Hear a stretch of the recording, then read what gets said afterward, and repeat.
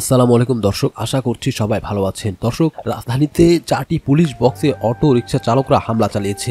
এ সময় তারা অভিযোগ করে পুলিশ তাদেরকে বিভিন্নভাবে হয়রানি করছে। তাদেরকে একবার বলে অটো রিকশা বন্ধ করতে, আরেকবার বলে চাঁদা দিতে, আরেকবার বলে এই সময় কেন বের হয়েছে, এভাবে নানাভাবে উত্তক্ত বিরক্ত করতে থাকে। শেষ পর্যন্ত তারা সহ্য করতে না পারে একতাবদ্ধ হয়ে পুলিশের 4টি বক্সে হামলা চালিয়েছে। এ নিয়ে পুলিশের এক দায়িত্বশীল বলেছে যে তাদের পিছনে এসব নিয়ে কেউ ইন্ধন দিচ্ছে কিনা, তাদেরকে একত্রিত করেছে কিনা সেটা তারা খতিয়ে দেখবে। আসলে পুলিশকে তো এভাবেই পেটানো উচিত এবং এভাবেই সবাইকে একত্রিত হয়ে পুরো বাংলাদেশের মানুষকে একত্রিত করেই পুলিশকে এভাবে যদি প্যাদানি দিয়ে যেত, তাহলে কিন্তু এই স্বৈরাচারী সরকারের আর কোনো অস্তিত্ব থাকতো না। তো আশা করি দেশের মানুষের সুবুদ্ধির উদয় হবে এবং তারা সব ধরনের ভয়ভীতি দূর করে নিজেরাই সবাই একত্রিত হবে। এদিকে দর্শক, রয়েছে আরেকটি গরম খবর, সেটি হচ্ছে মার্কিন বাজারের সম্ভাব্য বিধি নিষেধ নিয়ে পররাষ্ট্র সচিব বিপদের ইঙ্গিত দিলেন। চলুন মুস্তাফা ফিরোজের সঞ্চালনায় সেই ভিডিওটিতে ফিরে যায়। কেননা খুবই গুরুত্বপূর্ণ বক্তব্য।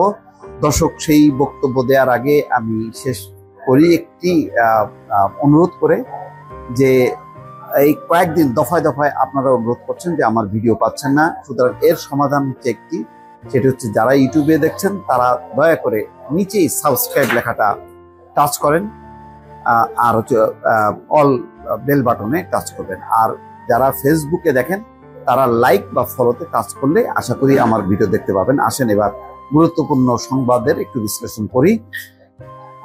আজকের পত্রিকা লিখছে, মার্কিন শ্রমনীতি পোশাক রপ্তানিতে নেতিবাচক অবস্থা তৈরি ক্রমশ। তারা কি চেয়েছিল? তারা বলেছিল যে একটি সুষ্ঠু, অবাধ, নিরপেক্ষ, অংশগ্রহণমূলক নির্বাচন, যা হবে আন্তর্জাতিক মানের একটি মডেল নির্বাচন। মার্কিন যুক্তরাষ্ট্র এবং পশ্চিমাদের এই বক্তব্য নিয়ে যথেষ্ট পরিমাণ হাসি তামাশা হয়েছে, ঠাট্টা হয়েছে, এবং এটাকে কোনোভাবেই আমলে নিতে চাননি আমাদের নীতি নির্ধারকরা। এবং এটা খুবই দুঃখজনক যে তাদের এই বক্তব্যটা যেভাবে মানে উড়িয়ে দেওয়া হলো, সেটা উড়ানোর মতো কিন্তু কোনো কথা বলেনি। তারা বারবার বলেছে যে আমরা কোনো দলের পক্ষে কথা বলছি না, আমরা বলছি গণতন্ত্রের স্বার্থে, সুশাসনের স্বার্থে, এবং এটা সব বিশ্বের জন্য প্রযোজ্য, যেগুলি গণতন্ত্র, মানবাধিকার শক্তিশালী হয়। তো এই কথার মধ্যে তো কোনো অপরাধ ছিল না, কিন্তু এমন একটা পরিস্থিতি তৈরি করা হলো আলাপ আলোচনার মধ্য দিয়ে, বিশেষ করে সরকারি মহল, জন্য এটা একটা অপরাধ। এবং তার একটা টার্গেট করা হলো পিটার ডিহাজ। রাশিয়ার মতন দেশ পররাষ্ট্র দপ্তর থেকে পর্যন্ত বিবৃতি দিয়ে বলল যে পিটার হাস বিরোধী দলকে উস্কানি দিচ্ছে, এবং এই উস্কানি মতন বিরোধী দল বাংলাদেশে নৈরাজ্য তৈরি করছে, এবং এর মাধ্যমে বাংলাদেশের রাজনীতিতে মার্কিন যুক্তরাষ্ট্র হস্তক্ষেপ করছে। যাই হোক, সেই অনেক ইতিহাস, সেই ইতিহাস না বলি, সর্বশেষ তারা কিন্তু শর্তহীন একটি আলোচনার জন্য, সংলাপের জন্য চিঠি দিয়েছিল। কথাই বলেছেন, শিল্পের বিরুদ্ধে যে কোনো বিধি নিষেধমূলক ব্যবস্থা কারখানা বন্ধ এবং নারী কর্মীদের চাকরি হারানোর দিকে ধাবিত করবে। এটি লিঙ্গ সমতার এসডিজি অর্জনের জন্য দেশের প্রচেষ্টাকে লাইনচ্যুত করবে, সমাজে চরমপন্থা ও উগ্রবাদের জন্ম দেবে। কিন্তু এটা তো হওয়ার কথা ছিল না।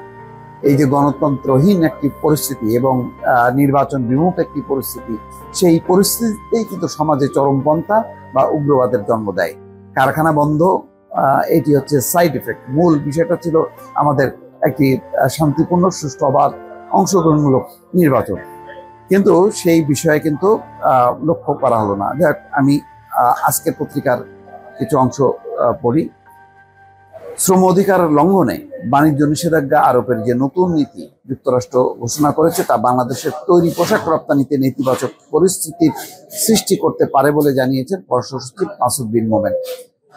তার জায়গা থেকে যখন কি এরকম একটা আশঙ্কা প্রকাশ করা হয়, তার মানে ইতিমধ্যে মার্কিন যুক্তরাষ্ট্র নিশ্চয়ই এমন একটা বার্তা দিয়েছে, সেই বার্তার প্রেক্ষিতে তিনি এই কথা বলছেন। তবে বাংলাদেশে এমন কোনো পরিস্থিতি তৈরি হয়নি বলে মনে করেন, এখন পর্যন্ত হয়নি, কিন্তু হবে না যে এটা তিনি বলেন না।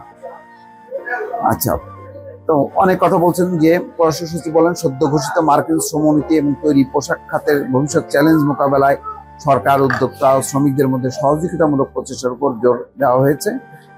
অনেক দর্শক, পোশাক শিল্পে নিষেধাজ্ঞার আশঙ্কার কথা কিন্তু নিজেই স্বীকার করেছে পররাষ্ট্র সচিব মাসুদ বিন মোমেন। চলুন সেই বিষয়টি নিয়ে এখন কথা বলবেন আরেকজন সাংবাদিক। নিষেধাজ্ঞা আসতেছে এবং দর্শক, অনেকে এও মনে করেন যে আসলে আমেরিকা বাংলাদেশের উপর ক্ষিপ্ত, কারণ গত বছর থেকে আমেরিকার একের পর এক মন্ত্রী এসেছেন, তারা এসে আওয়ামী লীগের সর্বোচ্চ পর্যায়ে বৈঠক করেছেন, বৈঠকে বুঝিয়েছেন যে অংশগ্রহণমূলক নির্বাচন এই দেশের রাজনৈতিক, সামাজিক, অর্থনৈতিক স্থিতিশীলতার জন্য কত গুরুত্বপূর্ণ। কিন্তু শেখ হাসিনা এবং তার মন্ত্রীরা বোঝেননি। তাই এখন আসলে এই শেখ হাসিনার সঙ্গে আলোচনা করেও লাভ নাই। এই কারণেই ওয়াশিংটনস্থ বাংলাদেশ দূতাবাস হুঁশিয়ার করে বলেছে যে একটা বাণিজ্যিক নিষেধাজ্ঞা আসতে পারে।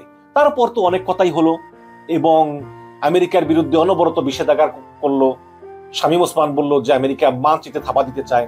তারপরে শেখ হাসিনা সজীব জয়ের ভেরিফাইড ফেসবুক পেজে লেটস টকে তিনি বলেছেন যে আমেরিকাকে একদিন খেসারত দিতে হবে। শুনেন, আমরা বলে গুজব ছড়াই, বুঝছেন, তো এই জন্য বলতেও পারি না। তিনি বলেছেন যে মার্কিন বাজারে প্রবেশে সম্ভাব্য বিধিনিষেধ পোশাক শিল্পে শঙ্কা সৃষ্টি করেছে। শ্রম অধিকার ইস্যুতে আমেরিকার প্রেসিডেন্টের সাম্প্রতিক মেমোরেন্ডাম এরই মধ্যে বাংলাদেশের পোশাক শিল্পে শঙ্কা সৃষ্টি করেছে বলে জানিয়েছেন পররাষ্ট্র সচিব মাসুদ বিন মোমেন। মার্কিন বাজারে প্রবেশের সীমাবদ্ধতার সম্ভাবনার কারণে এমন শঙ্কা দেখা দিচ্ছে বলে তিনি মনে করেন। রোববার 31শে December Bangladesh institute of international and strategic studies আয়োজিত global economic slowdown Bangladesh apparel industry and decent work শীর্ষক সেমিনারে বিশেষ অতিথির বক্তব্যে তিনি এসব কথা বলেন। সচিব বলেন যে সময় লাগে, ধ্বংস করতে কিন্তু একটা সেকেন্ডও সময় লাগে না।